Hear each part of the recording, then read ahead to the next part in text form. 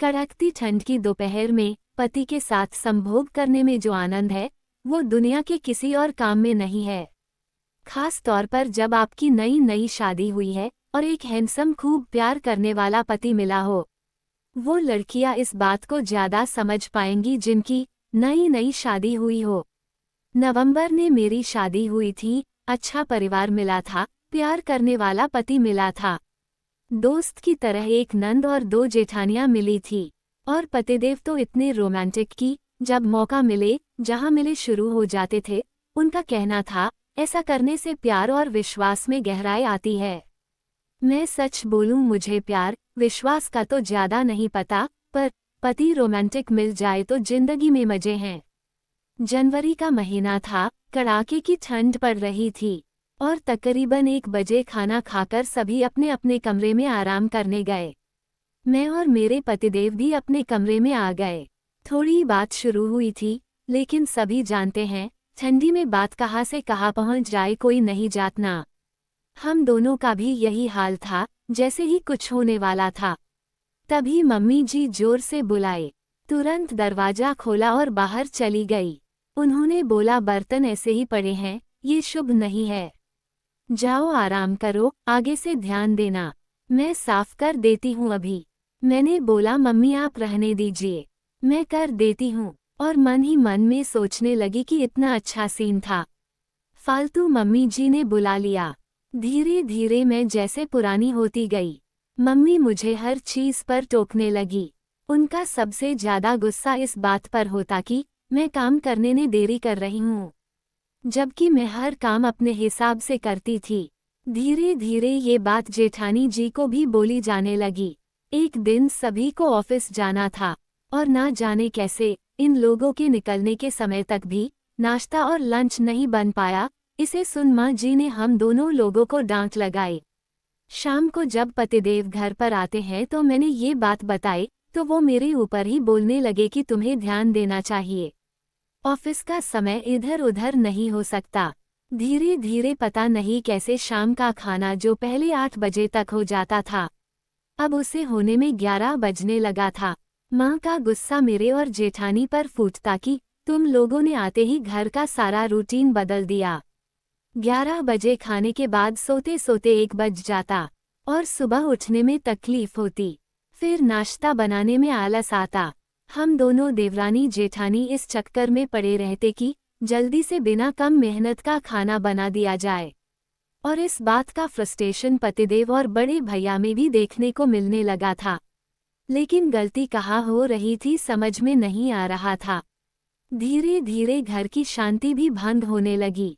जो आदमी शादी के समय इतना प्यार करता था वो अब हर सवाल का जवाब चिढ़ के देता है। फिर एक सभी चीज की हद हो गई। सास ने हम दोनों से कहा कि तुम दोनों अपना फोन मुझे दे दो।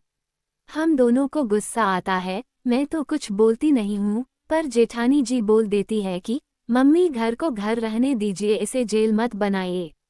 उन्होंने एक ना सुनी और फोन ले लिया और कहा अब से फोन सिर्फ दोपहर 1 बजे से रात को 7 बजे तक मिलेगा। हमें अपनी सास का ये रवैया काफी खराब लगा। 2 दिन बाद रक्षाबंधन था। मैंने माँ और पापा से सारी बात बताई।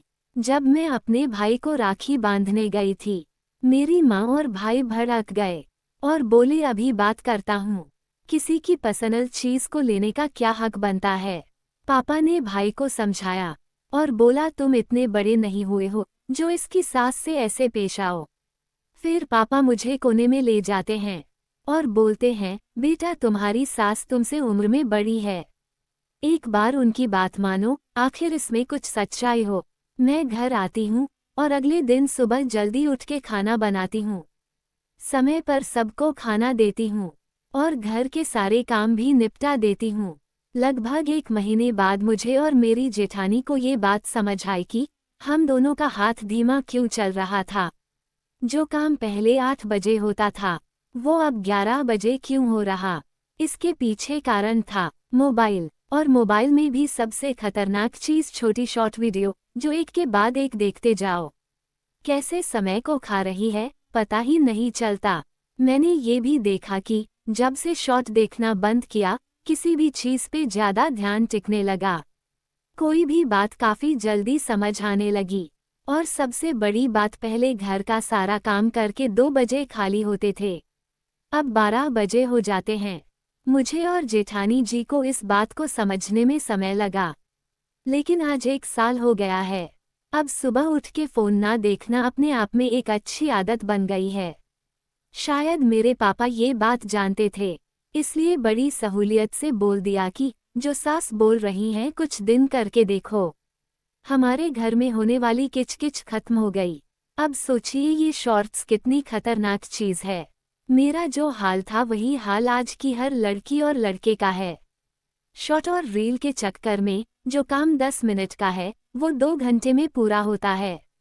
यदि आप भी अपने परिवार को ठीक से संभाल नहीं पा रही हैं, या आपको लगता है कि समय बहुत जल्दी खत्म हो जाता है और आप सारा दिन कुछ कर नहीं पाते, तो मात्र 1 महीने के लिए रील देखना बंद कर दीजिए। ये वो मीठा जहर है जो अंदर से दिमाग और हमारे समय को धीरे धीरे खाता जा रहा है। उम्मीद है मेरे इस अनुभव से बहुत से गृहिणियों को कुछ फायदा होगा। कमेंट करके बताएं, क्या आपने ये नोटिस किया है कि रील देखने से समय नष्ट होता है या नहीं। दोस्तों, अगर वीडियो अच्छी लगी हो तो वीडियो को लाइक करें और चैनल को सब्सक्राइब करें। धन्यवाद।